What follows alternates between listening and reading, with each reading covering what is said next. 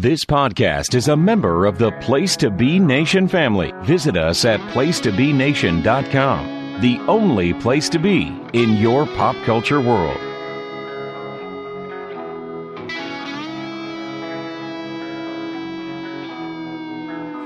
I heard you've been looking for me, but you look for trouble. You're gonna see that your words are dangerous. Your talk is cheap. So now I'm standing here. You tell yourself you know what to do when you realize that I am coming for you. Then you'll change your mind and run like a child when you see me standing here. Now I'm standing here. Don't question my heart. Don't question the fire that burns inside. Place to Be Nation, welcome back to another episode of Extreme Resurrection. I am your host, James Gruenberg, and alongside me, with me as always, is Steve Riddle. Steve, how are you doing tonight? I'm doing good. Glad to be back for another episode, and I think we could safely say that tonight is a little bit of a spooky episode, considering the second episode we talk about is our essentially our Halloween episode of ECW. Yeah, I was gonna say that it's gonna be a spooktacular night here, covering that episode here.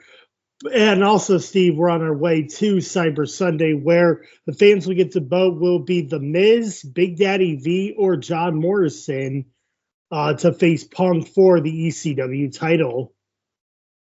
Mm-hmm.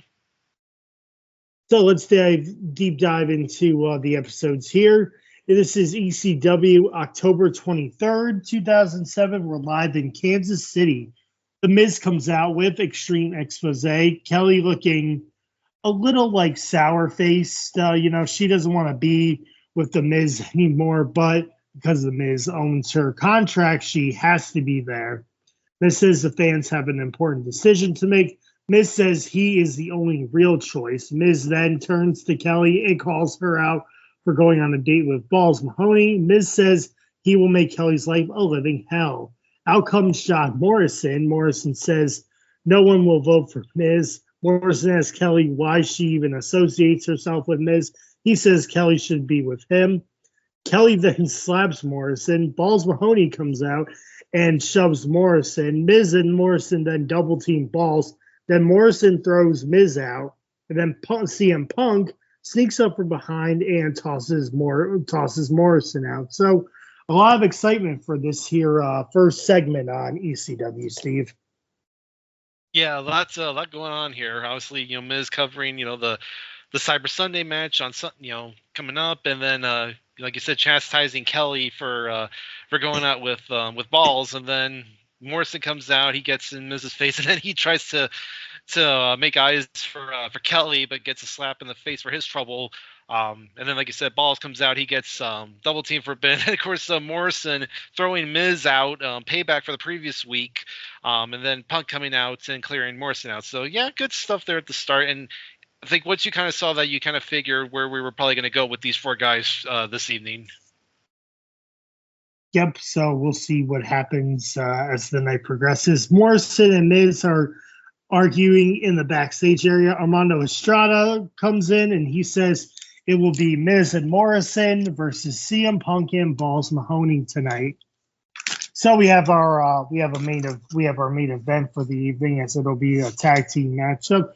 Good little tag team matchup coming up, and we'll see if Miz and Morrison can get along here as we head into Cyber Sunday. Mm-hmm.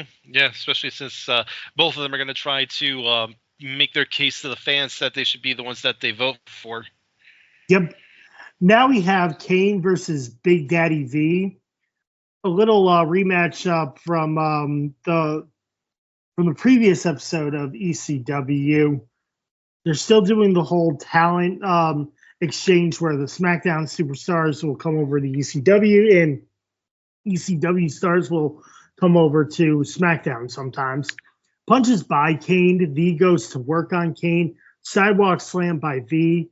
Kane goes into the steps. V splashes Kane's back, clotheslines and a flying clothesline to V. But then Mark Henry comes out, and then the Great Khali gives Kane a big boot to Mark Henry as well. For this matchup, I went 1.25 stars. It was fine, but like just two big guys going at it. Obviously, I don't think they were ready to put V down just yet.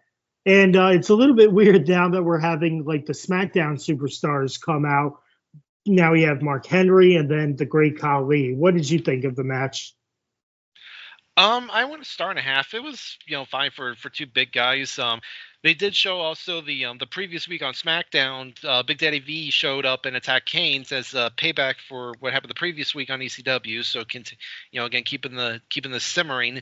For two big guys, like I said, they did okay. It's always kind of interesting seeing Kane as a face in peril when he's facing somebody bigger than him. But they kept V kept V strong here. Interestingly, that they have V in this, yet he's nowhere near everything with like Punk, Miz, and Morrison, and he's one of the 3 choices for the Cyber Sunday match. So I don't know if that's maybe WWE trying to kind of knowing that V's probably not going to get the vote from the fans, so they're just trying to kind of edge him away from all that and kind of keep the focus on Miz and Morrison. So I thought that was kind of interesting. Kane makes a good little, heated comeback, and then, like you said, Henry and Khali come out, and we get this kind of battle of these four giants, trying to establish who's the dominant force, and Kane ends up clearing the ring of everybody. So, decent little match here, like you said, the talent exchange here with SmackDown ECW, and not to kind of spoil anything, but I was looking ahead towards to November and December, and I feel like ECW can almost be like SmackDown light, because we're gonna get a lot of SmackDown stars over here to kind of fill up some spaces here as the ECW we've talked about for a while now. The ECW roster are very thin, so they got to fill them out somehow. So just a interesting note that I noticed. Like I said, kind of looking ahead, but again, decent stuff here, and Kane ends up standing tall for now. Yes, it does seem that the ECW roster does need, and so I do like the combination of SmackDown and ECW going on. Like they go on tour together and they do their shows together. So this talent exchange does help ECW, and helps like the main players get more TV time. Like we'll see with Elijah Burke and Nunzio and a couple others who want more TV time. It also helps like the lower card of the SmackDown roster as well. Mm-hmm. Then we get a recap of Batista and Undertaker's rivalry. These two had a very good 2007, and it would only get better. Oh yeah, I mean, their Mania 23 match is all time. They had a really great match at Backlash, the cage match on SmackDown, and of course they're set to fight at Cyber Sunday, with the fans choosing who the guest referee will be. And I believe, if I remember, the choices were Steve Austin, JBL, and Mick Foley. So interesting 3 choices there. Yep. CM Punk and Balls Mahoney are backstage. Balls thanks Punk. Punk tells him that they need to work as a team, and then Punk asks about how Balls' date with Kelly went. And Balls is just like, oh, it went very, very well. So they're doing like a little like backstage like high school skits. Like, oh man, it's kind of funny. Like Balls is like acting like the cool jock, and CM Punk's like, yo man, I gotta know, how did the date go? Yeah, this kind of because like Balls really doesn't say much. He just kind of laughs about it. And at one point, Punk's like, that's disturbing. And Balls is like, well, that's what she said last night too. And considering the kind of age gap between the two, I did look it up. Kelly at this point was 20, and Balls was 33. Kind of cringeworthy there with that. But yeah, and one of the few times where, because every time we see like 2 superstars go on a date, we always get footage of it. We somehow never get the footage of Balls and Kelly on their date, so we don't actually know if Balls was telling them the truth or not. we'll have to see if the storyline of Kelly and Balls goes anywhere. Now we have Elijah Burke versus Nunzio. This is stemming from last week as Elijah Burke walks out of his match, of his tag team match with Nunzio versus Jesse and Festus. He leaves Nunzio to get demolished by the team of Jesse and Festus. So Nunzio's not happy, so they have a match here tonight. Kicks to Burke. Burke clotheslines Nunzio into the throws Nunzio into the turnbuckle. Leapfrog to the back of Nunzio's neck. Sicilian slice to Burke. Clothesline to Nunzio, and the Elijah Express for the win. For this matchup, Steve, I want a 1.5 stars. I want to start 3/4. Like you said, they're kind of, they're playing off what happened the previous week when Burke walked down on Nunzio, so Nunzio wants some revenge. Again, decent back and forth between the two. Nunzio is, in his perfect position as a, jobber to the stars, basically putting Burke over. He does get a little bit of good offense. I like that Sicilian slice off the middle rope. I thought that looked good. And then Burke ends up, actually nice little counter there when Nunzio was coming off the rope. Burke caught him with that leg sweep thing he does that led into the Elijah Express. So good little win for Burke, who again kind of just seems very aimless at this point. For a guy who's been really featured heavily throughout most of this year, he's kind of been very rudderless at this point. And you wonder if maybe after Cyber Sunday, if he may get back into the title picture. Mm-hmm. Yeah, it does seem that Elijah Burke has been regulated to mid-card. Hopefully he does get back into the title picture because he's very athletic. I don't understand what WWE does not see in this guy or what they didn't see in Elijah Burke. He's very athletic. He can do all the moves. His finisher looks devastating. And, going ahead to our second episode, it doesn't get better for Burke as well. No, it may have just been one of those things where, you always hear the stories about Vince, how he's high on a guy, 1 week, but then the next week he forgets about them and they become an afterthought. So, that may have been the case here with Burke. Kind of reminds me of Mr. Burns when he hires Frank Grimes. It's like, oh, you're going to be my vice president. Oh, Smithers, go get me this dog. You just go to section 17 with Homer Simpson. Yeah, that's funny. Well, kind of an incident. I mean, so you basically you can say Mr. Burns inadvertently cost Frank Grimes his life. Yes. Well, thank goodness that Elijah Burke, Vince McMahon did not cost Elijah Burke his life as well. Kahli is angry backstage. She's talking in, I don't even know, Indian, a bunch of Indian things. Yeah. Indian language. Don't know what it is. But then his translator says that, Kahli's very angry, but he will show who the unstoppable one is at the Great Monster Battle Royale Bash. I don't even know what they call it. Monster Ball Bash or something. I forget what they called it. It was the Monster Mash Battle Royal. Yes, the Monster Mash Battle Royal. So we're getting we're getting a glimpse of what is going to transpire on our next episode. Yeah, they couldn't call it Monsters Ball because TNA had already trademarked that. Wow, I forgot, I guess. So now we have our main event. It is John Morrison and The Miz versus Balls Mahoney and CM Punk. Punk and Miz start off, crossbody by Punk, tag to Balls, tag to Morrison, shoulder tackle by Balls, drop kick to Balls. Balls gets some punches in. Balls misses a dive, clothesline to Balls by Miz, spinning heel kick by Morrison, tag to Punk and Morrison, bulldog to Morrison, drop kick to Miz, flying clothesline to Morrison, Miz clotheslines Morrison by accident, and a GTS to Morrison for the win. For this matchup, I went 2 stars, Steve.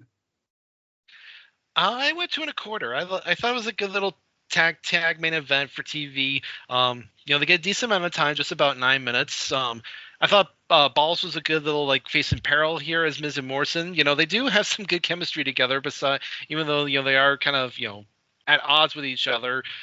Good hot tag to Punk as he cleans house, and then the expected miscommunication there with Miz and Morrison, leading to Punk and Balls getting the win. So good match there to kind of close out the show, and it'd be again going in. It's going to be we're still interested to see which guy was going to actually get picked by the fans to face Punk for the title at the pay-per-view. Mm-hmm. Yeah, so like we said before, we're going into Cyber Sunday here, and the fans do have a choice. It is The Miz, John Morrison, or Big Daddy V. And surprisingly, The Miz comes away with the vote, and CM Punk defeats The Miz to retain the ECW title. Were you surprised by that, Steve, that The Miz actually gets the title shot here? A little bit. I know the voting itself was actually pretty close. Miz ended up only winning with like 39%. Morrison took 33 and V took 28. I'm guessing that most of the fans probably thought that since they've seen Punk and Morrison so many times already on pay-per-view, that's they wanted a fresh matchup. And after the debacle that was No Mercy with V, they definitely didn't want him again. So I thought Miz wasn't a bad choice. I remember watching when Scott and JT did this show for the PTB podcast. I did when I was doing my eventual preview, and I did this match because I was doing all CM Punk's matches, and I remember the match being okay. I gave it about 2.25. I thought it was a decent enough match.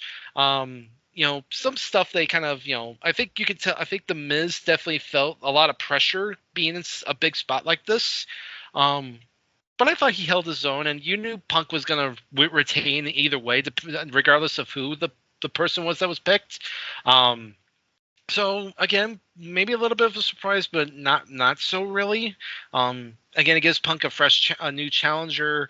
It gives Miz an opportunity to prove himself, and it gives, like I said, Punk a good clean title defense on pay-per-view. All right, thanks, Steve, for your for the recap of the match at for Cyber Sunday. No, it was very good. I enjoyed it too. So now we have now we're on to our second show. This is ECW, October 30th, 2007. We're live in Long Island, New York tonight. Very good spooky set here, Steve, wouldn't you say? Yeah, and I like when they do go all out like this for a holiday episode, like they did. Like the graphics were all Halloween based, the set was Halloween based, the name, like when the names flashed on the screen, they were Halloween based. They had like Halloween theme, music. It was I really like when they actually go all out with something like this instead of just like half-assing it. Yeah, I saw a lot of like the skeletons and the green colors. It was a very, very good set for a spooky night here on ECW. Mm-hmm. We have kicking off this show Elijah Burke versus Jimmy Wang Yang. It's always funny when Joey and Taz are trying to like say his name.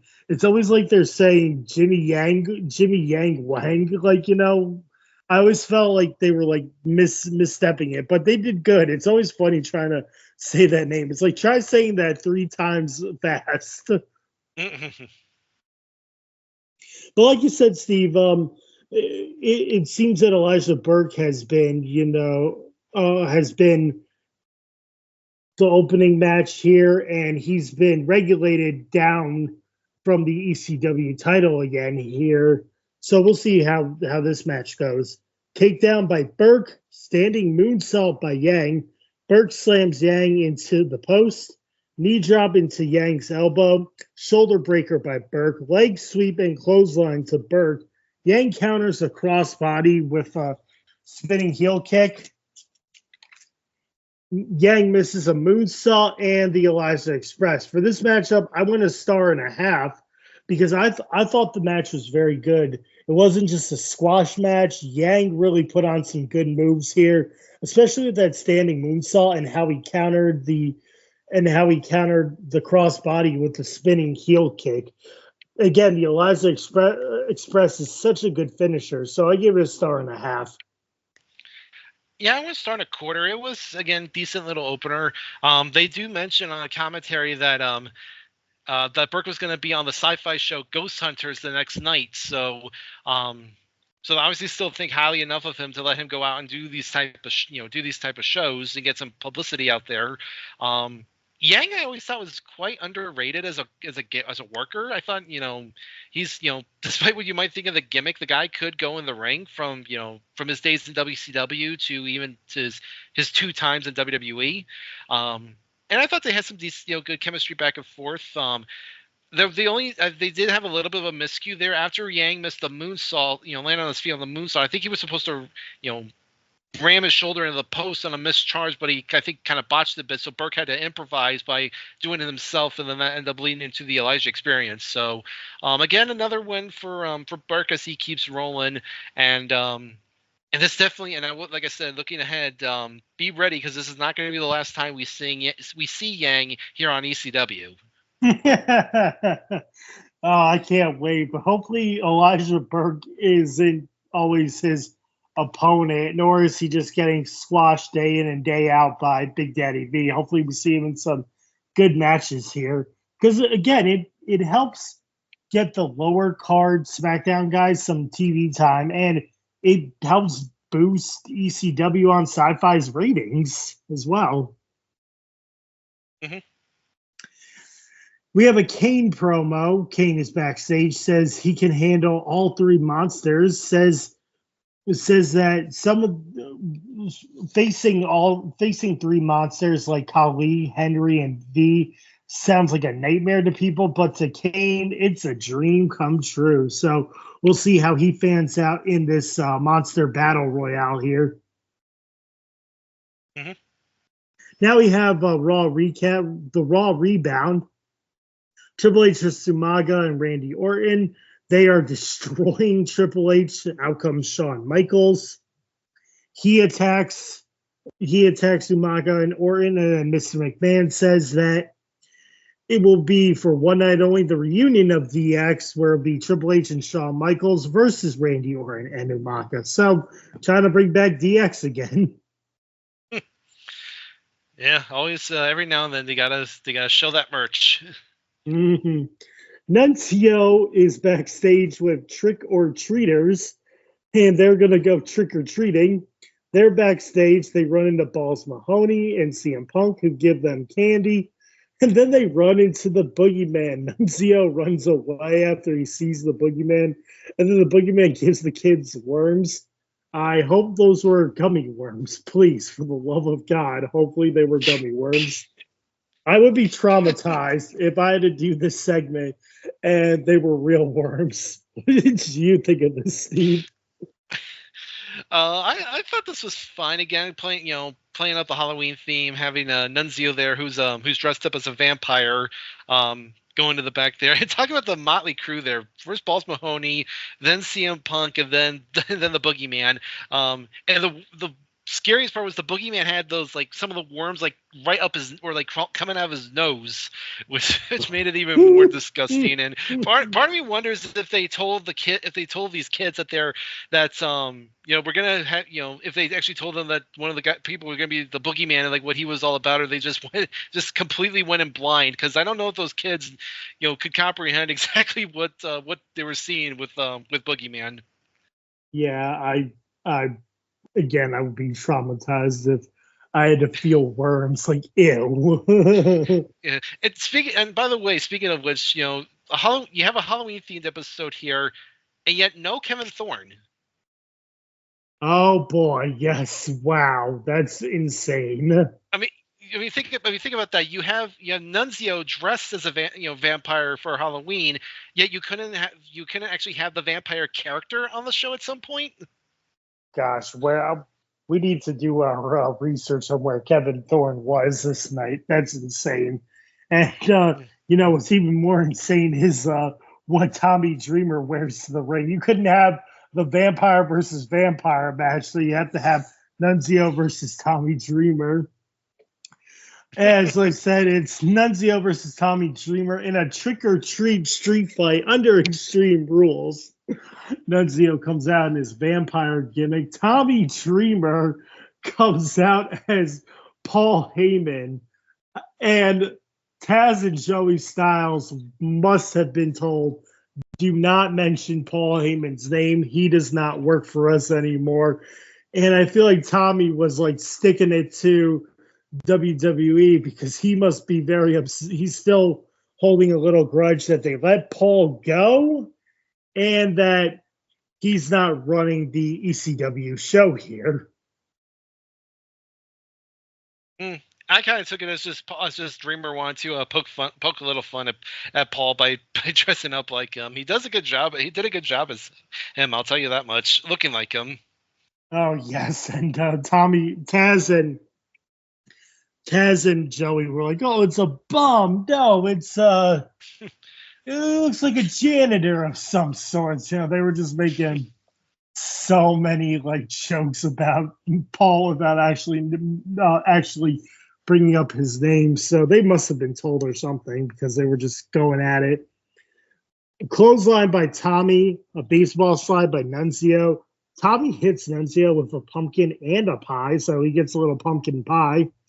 Nunzio hits Tommy with apples. Tommy drowns Nunzio in the water. A tree of woe with the bucket and a DDT for the win. I gave it a star. It's fun. Not much action from Nunzio, but a lot of funny skits from Tommy. But this matchup, it's fun, but it's nothing really fun, nothing really good. So I give it a star, Steve. I think I was star and a half. I thought it was, like you said, camp fun. I wish they would have done a little bit more with the the whole theming. I mean, we'll see this over the years down the road.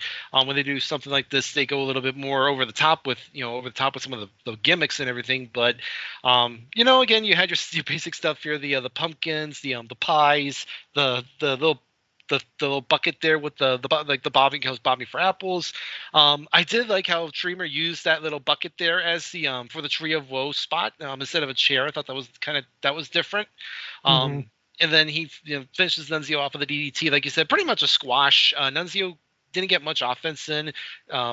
So, nothing doing here. Again, just kind of a good little, just two ECW originals going at it here in a fun little camp match here with clearly, Dreamer's higher on the totem pole than Nunzio is.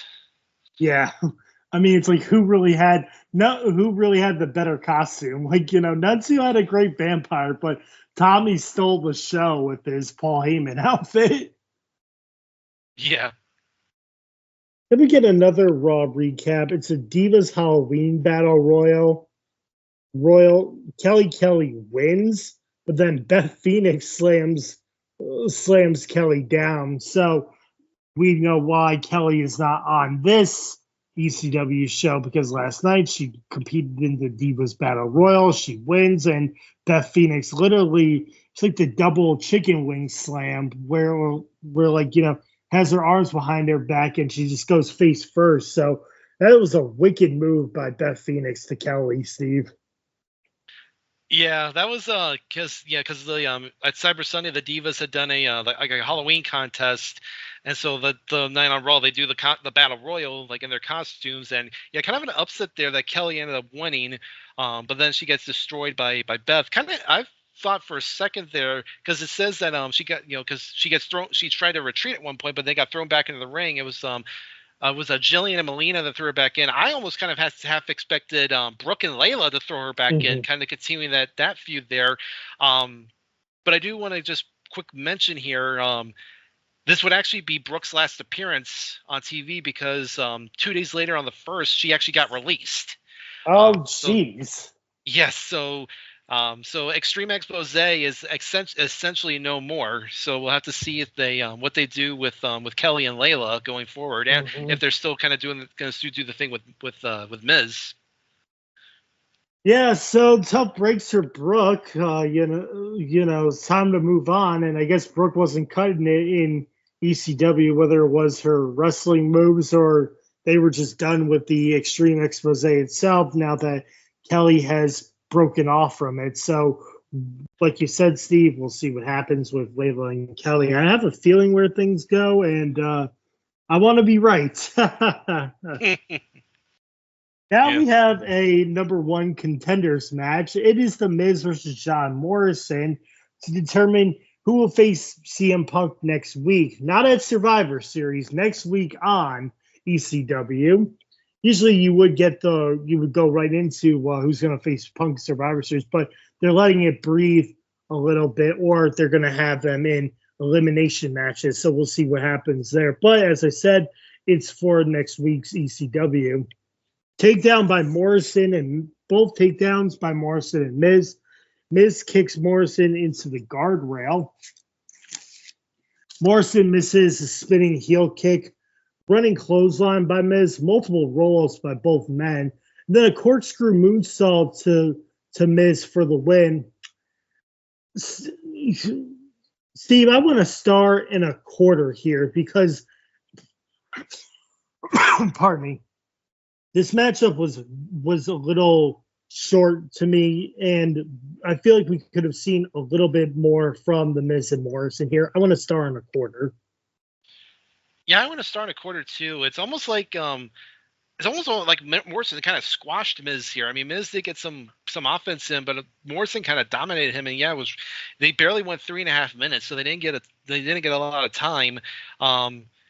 It's almost like it was like they had this match in mind based on like what happened at the pay-per-view. Like whoever the fans voted for at the pay-per-view, the other guy wasn't going to be the next contender. So again, moving right back to Morrison getting the title opportunity here, and continuing Punk go back to continuing their feud, which I mean, it's been fine. They've obviously have had good matches, but again, this kind of just shows the lack of depth on ECW that we're going right back to Morrison. Like I said, why can't you elevate Burke maybe in this spot? They've quickly gotten V out of the title and immediately moved him into this whole thing with the monsters. So he's out of it. Now is Miz gonna get the push now? So I mean, it's just again, we like harp on it, I know constantly, but again, it's important to talk about the lack of depth here, the fact that we're right back to Punk and Morrison again. Yeah, so we'll have to see what pans out when they start doing the SmackDown and ECW combined shows here, even though ECW is still only an hour long, so we'll see what happens there. And then we get a Mark Henry package of his destruction on SmackDown. Then we get a Big Daddy V package. The only package that we don't get from is the Great Khali. And then Morrison is on commentary for this match, which I didn't think needed to happen. We have CM Punk versus James Curtis, a clothesline by Curtis, a running knee, a bulldog, and a flying clothesline. And the GTS for the win. I went a quarter star. It's nice to have CM Punk on the show, but for me, Steve, this match did not need to happen. And I was thinking to myself, either you get rid of this match and give Morrison and Miz more time, or you get rid of the ECW Trick or Treat street fight and give them more time there. What did you think of this? Yeah, I went half a star. It's basically a squash. Again, Punk pretty much dominates Curtis. And really the only reason they did it was pretty much so, like you say, to get Punk on the show and then to have Morrison attack him afterwards and lay him out. So it's like I agree with you. Just cut this match, have Punk on commentary during the Morrison Miz match. Give those guys this time here. Let them go, closer to 6-7 minutes, have a little bit of a better match, and you can still have Punk and Morrison kind of go at each other after the match if you want to have Morrison standing tall. So yeah, just really unnecessary to have this match here. Like you said, you couldn't have given this time to Miz and Morrison, and just kind of go from there. Mm-hmm. So, like you said, Morrison gives Punk the corkscrew moonsault. So we have our title match for next week, as it'll be CM Punk versus John Morrison. Now we have our main event is the Monster Bash Battle Royale. It's Great Khali versus Mark Henry versus Big Daddy V versus Kane. Double clothesline by Henry and V. Big boot by Khali. Chops to Kane. Kane eliminates Big Daddy V. Vice grip to Khali and Mark Henry. Khali is eliminated by both men. A clothesline to Henry. Mark Henry then catches Kane doing the flying clothesline, and then he tosses Kane outside for the win. So Mark Henry wins this Monster Bash Battle Royal here. I gave it a half a star. It's weird having four giants in the ring and Kane and Mark Henry are really the only athletic ones here. Khali can barely move. Big Daddy V can do some squash moves, but not with big men in the ring, and he really can't move. So this match wasn't boring. It wasn't good, but it was all right. So I give it a half a star, and I'm surprised that Mark Henry gets the win here. Yeah, I actually want to star and a half. I didn't mind it. They kind of teased early on, like the three heels are going to have to go after Kane, but then they end up, kind of splitting off. I agree with you about Big Daddy V to the point that at one point he tries to give Kane that little spin out sidewalk slam he does, but he completely botches it both times. So not too good there. Henry's showing some good power there, actually hoisting Khali up for like a torture rack. That was very impressive because Khali's Khali's a obviously a heavy guy. Kind of funny that the one ECW representative in the match, V, is the first one eliminated. So kind of shows what they think about him. Starting to maybe they're kind of maybe losing a little faith in him. And then Kane and Henry end up, double clotheslining Khali over to get rid of him, and then they go at it for about a minute. And then, nice, good catch there by Henry from catching Kane, and then Kane getting some height there when Henry threw him over the top. So I thought it was fine. Henry winning was a bit of a surprise. Maybe you would have had the Kane go over as the dominant face, or maybe even if you want to not make ECW look like a chump brand, maybe have V go over. Maybe kind of reestablish him a little bit after losing the vote at Cyber Sunday. But we'll see what happens here going forward as this as we continue, like you said, this collaboration with SmackDown and ECW. Yes, you almost want to go back and stop V from ever getting into the championship chase match here where he beat Tommy Dreamer. Let Tommy have the match at No Mercy. Save yourself because you're just going to get buried even more. Mm-hmm. Well, that's going to do it from us here on Extreme Resurrection for the shows. But Steve, before we get out of here, do you have anything that you want to direct the listeners to? Yeah, so usually you can find me over on the PTP Pop Experience. I have a few shows over there, Video Jukebox Song of the Day, Making Mount Rushmore, and Pop Goes to Classics. The recent episode actually just dropped on that pod where me, Andy Miranda, discussed the 2007 film Meet the Robinsons. I thought that was a fun little watch back there. I was also on Andy's show Blockbuster Rewatch where we live watched Rogue One: A Star Wars Story. So be sure to listen to that. I was also a guest on the other pod you have here on the Wrestling Feed, of course, Nation Invasion. We took a look at the September 3rd Raw and September 4th SmackDown from Toronto as the Invasion kind of rolls on into Unforgiven. So be sure to listen to that. And other than that, you can usually find me over on the PTP Facebook group where our current tournament is going on, where we're determining the greatest cartoon of all time. We're about a little over halfway through the first round, and we saw last couple days some major upsets take place in one of the regions. The number 2 seed Pokemon got upset by Quack Pack of all things, which I thought was a major shock. And then Batman Beyond, kind of a little lesser known Batman cartoon, ended up knocking off Hey Arnold, which I thought was a big shock. I know our good friend Trent Williams was not happy with that decision. But I mean, this is why you need to get in the vote, because both those matchups were only decided by like 1 or 2 votes. So that can always sway the difference between the two. So please make sure you get in there and vote. Like I said, we're lower halfway through the first round as we continue on and determining what is the greatest cartoon of all time.